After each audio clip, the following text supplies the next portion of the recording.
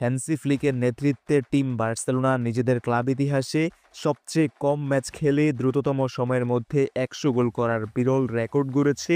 Hansi ফ্লিকের নেতৃত্বে মাত্র ৩২টি match খেলে ১০১টি গোল করেছে টিম বার্সেলোনা। আর এটাই বার্সার ক্লাব ইতিহাসের সবচেয়ে দ্রুততম সময়ের মধ্যে সবচেয়ে কম ম্যাচ খেলে ১০০ গোল করার রেকর্ড।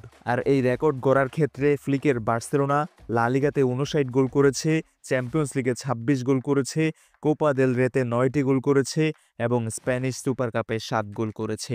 আর এই ১০১ গোলের মধ্যে top ৫ goal scoring ability Robert Lewandowski শীর্ষে রয়েছেন ২৯ গোল করে, রাফিনহার ২৩ গোল, তিনি দ্বিতীয় পজিশনে রয়েছেন, লামিন ইয়ামাল ৯ গোল, ফেরান তোরেস ৭ গোল, দানি ওলমো ৬ গোল। এটাই এই সিজনে বার্সেলোনার গোল স্কোরিং লিস্টের টপ ৫ পজিশন।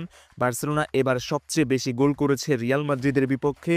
২ ম্যাচ খেলেই ৯টি গোল করেছে তারা। মাদ্রিদের জালে গুনে গুনে ৯টা গোল দিয়েছে, গুনে গুনে ৯টা গোল ভ্যালেন্সিয়ার জালেও দিয়েছে বার্সেলোনা। এরপর ভায়োদোলিদকে ৭ গোল, রিয়াল বেতিসকে ৭ গোল, সেভিয়াকে ৫ গোল দিয়েছে বার্সেলোনা। আর এই ১০১ গোলের মধ্যে ডান পায়ে বার্সেলোনা করেছে ৪৬ গোল, বাঁ পায়ে ৪৩ গোল, হেড থেকে এসেছে বাকি ১০টা গোল। প্রায় প্রতিটা ম্যাচের প্রথমার্ধ এবং দ্বিতীয়ার্ধ দুই হাফেই বার্সেলোনা ইকুয়ালি ব্যালেন্সড স্কোর করে গিয়েছে।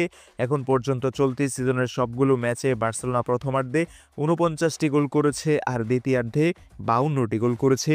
অর্থাৎ এখানেও কিন্তু বার্সার খেলায় একটা সামঞ্জস্যতার প্রমাণ আমরা পাচ্ছি।